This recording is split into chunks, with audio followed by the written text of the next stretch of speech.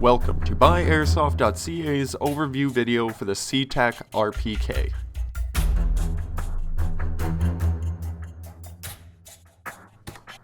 The C-TAC RPK features a real wood stock, grip, and handguard, as well as a full metal receiver.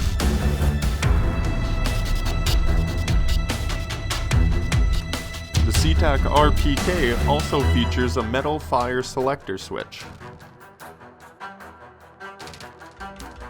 The RPK also features a mechanical blowback system, which adds a realistic sounding action to the rifle.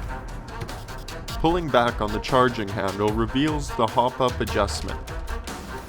The rear and front sight are both made out of metal and are adjustable.